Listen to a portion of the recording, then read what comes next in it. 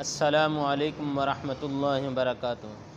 تمام ناظرین سے ایک عرض ہے کہ اس ویڈیو کو آخر تک ضرور دیکھیں، اور خصوصاً جو ہمارے اپنے گھر کے لوگ ہیں یعنی تبلیغی جماعت والے ہیں، وہ حضرات تو اس کو آخر تک ضرور دیکھیں اور توجہ سے اس کو سنیں۔ الحمدللہ الذی ابدع الافلاک والارضین والصلاة والسلام علی من لا نبی بعد، اما بعد فاعوذ باللہ من الشیطان الرجیم، بسم اللہ الرحمن الرحیم۔ وقال اللہ تبارک وتعالی فی القرآن المجید والفرقان الحمید، کنتم خیر امۃ اخرجت للناس تأمرون بالمعروف وتنہون عن المنکر وتؤمنون باللہ، صدق اللہ العظیم۔ اس ویڈیو کو بنانے کا مقصد یہ ہے کہ چند ایک گزارشات کرنی ہے ہمارے جو تبلیغی بھائی ہیں ان سے۔ انشاءاللہ وہ گزارشات کروں گا جو علماء حضرات بزرگان دین ممبر سے، ریون کے ممبر سے بیان کرتے ہیں، اور اکثر تشکیل فرماتے وقت یہ نصائح کرتے ہیں کہ آپ ان باتوں کا خیال رکھیں، ان باتوں سے آپ نے پرہیز کرنا ہے، ان باتوں کا خصوصی احتیاط کرنا ہے۔ اس کے باوجود چند حضرات اس کان سے سنتے ہیں اور اس کان سے نکال دیتے ہیں، بھول جاتے ہیں بات کو۔ سب سے پہلی بات تو یہ ہے کہ حضرات یہ فرماتے ہیں کہ جس علاقے میں آپ کی تشکیل ہو وہاں جا کر علماء کو دعوت نہیں دینی، ان کی زیارت کرنی ہے، ان سے دعائیں لینی ہیں، ان سے نصاحی لینی ہیں، نصیحتیں ان سے حاصل کرنی ہیں، ان کو یہ کہیں کہ ہمیں کچھ نصیحتیں کر دیں، واعظ و نصیحت کر دیں، یہ نہیں کہ ان کو دعوت جا کر دیں۔ اس چیز سے حضرات منع کرتے ہیں کہ علماء کو دعوت نہیں دینے، علماء کو دعوت دینے سے حضرات منع کرتے ہیں، اور یہ ہمارے بھائی علماء کی نفرت اپنے دلوں میں لے کر آ جاتے ہیں۔ یہ بہت خطرناک معاملہ ہے، اس سے بڑا احتیاط کریں، کیونکہ علماء کے مقام کو اللہ نے قرآن پاک میں بیان فرمایا ہے، پیارے آقا نے احادیث میں ان کو اپنا ورثاء، انبیاء کا ورثاء کہا ہے۔ قرآن میں اللہ رب العزت فرماتے ہیں 22 پارے میں ہے، انما یخشی اللہ من عبادہ العلماء، کہ اللہ سے ڈرنے والے صاحب علم لوگ ہیں، علم والے لوگ اللہ سے ڈرنے والے ہیں۔ اور پیارے آقا نے احادیث مبارکہ میں کیا فرمایا ہے؟ العلماء ورثۃ الانبیاء، علماء انبیاء کے وارث ہیں۔ تو میری ان حضرات سے یہ عرض ہے، تبلیغ والے بھائی جو ہمارے ہیں علماء کی یہ قدر نہیں کرتے، یہ بہت نقصان والا معاملہ ہے۔ جبکہ دوسری احادیث میں حضرت ابو امامہ رضی اللہ تعالیٰ عنہ کی روایت ہے کہ رسول اللہ صلی اللہ علیہ وسلم نے فرمایا، جو آدمی 3 شخصوں کا احترام نہیں کرتا، ان میں سے سب سے پہلا بوڑھا مسلمان، وہ بوڑھا جو حالت اسلام میں بوڑھا ہوا ہے اس کا احترام نہیں کرتا، وہ میری امت میں سے نہیں ہے، وہ منافق تو ہو سکتا ہے، میری امت میں سے نہیں ہے۔ اور دوسرا شخص جو جس کی عزت احترام کا پیارے آقا نے فرمایا وہ حفاظ علماء ہیں، یعنی علماء کی عزت نہیں کرتا۔ اب ان میں حفاظ بھی شامل ہیں، یہ بھی قرآن کا علم رکھتے ہیں، قرآن کو اپنے سینے میں لیا ہوا ہے، تو ان کی بھی قدر کرنی چاہیے۔ قراء کی یعنی علماء ہوں، قراء ہوں، طلباء ہوں، ان کے احترام نہیں کرتے، صرف ان کا احترام کریں گے جنہوں نے تبلیغ میں وقت لگایا ہوا ہو۔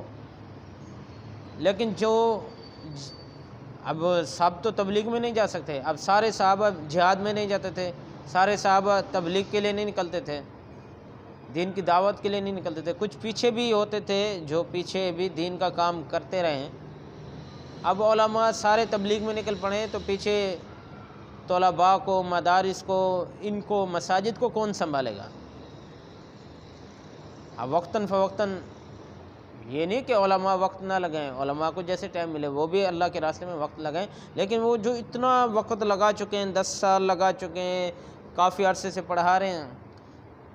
میں ایک چھوٹی سی بات سنانا چاہتا ہوں۔ ہمارے استاد محترم مفتی ظفر علی خان صاحب رحمۃ اللہ علیہ، وہ ایک مرتبہ بیان میں فرمانے لگے کہ ایک پرانے ساتھی مجھے ملے تبلیغ والے، تو انہوں نے مجھے کہا کہ حضرت صاحب آپ نے اللہ کے راستے میں کبھی وقت لگایا ہے؟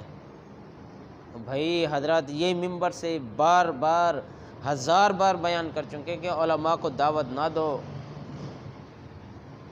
انہوں نے کہا الحمدللہ 10 سال جہانگیرہ سے کراچی بنوری ٹون میں پڑھا ہوں، اس کے بعد الحمدللہ 50 سال ہو گئے پڑھاتے ہوئے۔ کہا نہیں یہ نہیں، ریونڈ میں وقت لگایا ہے۔ وہ بھائی ریونڈ میں وقت لگائے تو وہ اللہ کے راستے میں ہے، جو علم کی طلب کے لیے نکلے۔ حدیث میں آتا ہے کہ سمندر کی مچھلیاں، بلوں میں چونٹیاں، ہوا میں پرندے، جنگل کے درندے ان کے لیے مغفرت کی دعا کرتے ہیں، اور رحمت کے فرشتے ان کے قدموں کے نیچے پر بچھاتے ہیں۔ وہ اللہ کے راستے میں نہیں ہیں۔ اب جو ریونڈ میں وقت لگائے وہ اللہ کے راستے میں ہے۔ اور پھر دوسری عرض یہ ہے کہ جن مساجد میں، اکثر مساجد میں، اس سے پہلے وہ تیسرے شخص کا بھی تذکرہ کر دوں۔ تیسرا شخص جو پیارے آقا نے فرمایا، حضرت ابو امامہ کی جو روایت ہے، وہ قاضی یعنی حاکم، منصف جج کے بارے میں ہے۔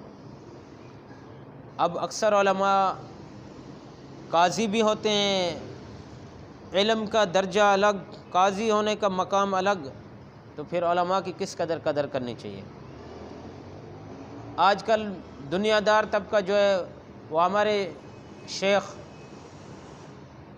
ہمارے قائد حضرت مولانا فضل الرحمان صاحب کو بھی برا بلا کہتے ہیں۔ یہ بہت بری بات ہے۔ علماء کو گالیاں دینا، علماء کو برا بلا کہنا، علماء کی نفرت اپنے دل میں رکھنا بہت بری بات ہے۔ علماء تو انبیاء کے وارث ہیں۔ خامی، کمی، کوتاہی ہر انسان میں ہوتی ہے۔ میں اپنے اندر دیکھ لوں، میرے اندر ہزاروں خامیاں ہوں گی، ہزاروں کمیاں کوتاہیاں ہوں گی۔ اب میں بیٹھ کر یہاں علماء کو برا بلا کہوں، میرا عمل صحیح نہ ہو، اور احادیث میں آتا ہے کہ عالم کا سونا اور عابد کا ساری رات عبادت کرنا عالم کے درجے کو نہیں پہنچ سکتا۔ کتنی احادیث میں علماء کے فضائل ہیں، اس کے باوجود بھی ہمارے بھائی اب کیا کہیں ان کو، بندہ ان کے لیے ہدایت کی دعا تو کر سکتا ہے۔ علماء کو برا بلا کہتے ہیں، علماء کی اپنے دل میں نفرت رکھنا یہ بہت بری بات ہے۔ جبکہ بار بار حاجی صاحب تو علماء کی اس قدر کرتے تھے کہ ہماری سمجھ سے بھی باہر ہے، یعنی بہت عزت احترام کرتے تھے علماء کا۔ حاجی عبدالوہاب صاحب رحمۃ اللہ علیہ بہت احترام کرتے تھے۔ مولانا فضل الرحمان صاحب کی تو پیشانی کو بوسہ دیتے تھے۔ تو آج علماء کو برا بلا کہتے ہیں یہ ہمارے بھائی۔ تو عرض یہ تھی کہ جن مساجد میں درس قرآن کی ترتیب ہوتی ہے، اکثر مساجد میں ہوتی ہے، ہمارے بھاولپور کے ایک استاد ہیں، ہمارے استاد محترم مفتی رفیق احمد صاحب کے نام سے مشہور ہے۔ اب ان کی مسجد کے ایک مقتدی چلہ لگا کر آئے، پہلے ان کے درس قرآن میں بیٹھتے تھے، اب وہ اس قدر مخالف ہو گئے، اندر وہ درس قرآن دے رہے ہیں ہمارے استاد جی، وہ باہر بیٹھ کر چند لوگوں کو جمع کر کے فضائل اعمال کی تعلیم کرا رہے ہیں۔ تو یہ جبکہ سارا عمل اس لیے کیا جاتا ہے کہ ہمیں قرآن صحیح معنی سمجھ آ جائے، قرآن کے ایک ایک آیات پر، ایک ایک حرف پر ہم صحیح معنی عمل کرنے والے بن جائے۔ اور احادیث جو وہ تو اس کی تشریح ہے، اصل تو چیز قرآن پاک ہے۔ دونوں ہمارے سر کا تاج ہیں، ہماری آنکھوں کی ٹھنڈک ہے، لیکن قرآن کو درجہ نہ دینا، فضائل اعمال کو درجہ دینا، یہ بات ٹھیک نہیں ہے، نامناسب بات ہے۔ فضائل اعمال بھی ہماری آنکھوں کی ٹھنڈک ہے، قرآن مجید بھی ہماری آنکھوں کی ٹھنڈک ہے۔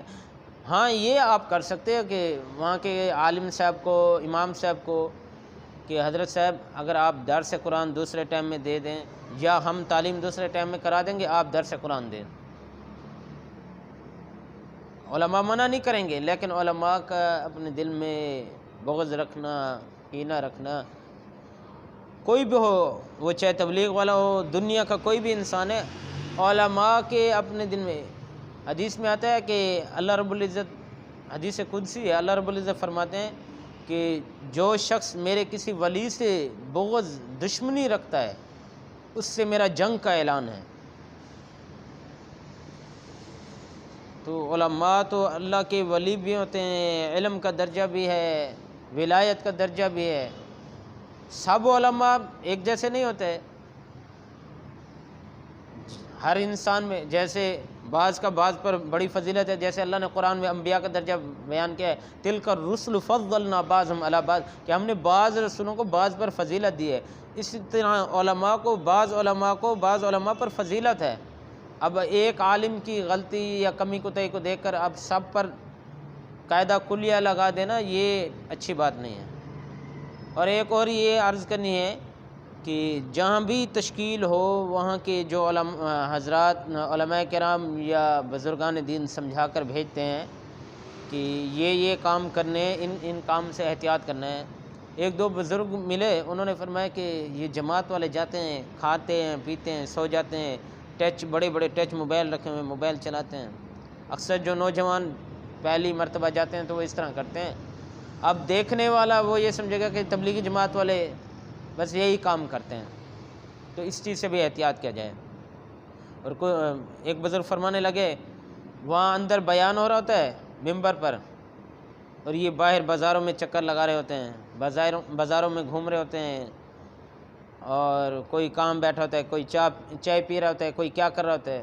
بھائی ناشتہ کھانا پینے سے کوئی منع نہیں کرتا، لیکن بیان کے ٹائم اب ہم یہاں سے اپنے بیوی بچوں کو چھوڑ کر جائیں، اپنے گھر والوں کو چھوڑ کر جائیں، پیسے بھی خرچ کریں اور وہاں سے خالی ایسے آ جائیں تو اس کا فائدہ نہیں ہے۔ کچھ لوگ خالی صرف سیر و تفریح کے لیے جاتے ہیں، کچھ لوگ خرید و فروخت کے لیے جاتے ہیں، اور کچھ لوگ خالصتاً اس لیے جاتے ہیں تاکہ اللہ کے دین کو آگے زیادہ سے زیادہ لوگوں تک پہنچایا جائے، اللہ کے پیغام کو زیادہ سے زیادہ لوگوں تک پہنچایا جائے۔ تو عرض یہ تھی کہ امیر کی اطاعت ہر حال میں ضروری ہے۔ ایک علاقے میں جماعت کی تشکیل ہوئی، الحمدللہ یہ فقیر بھی سال لگا کر آیا ہے۔ تو یہ جو باتیں آپ کی خدمت میں عرض کی ہیں، یہ سب باتیں دیکھنے میں آئی ہیں۔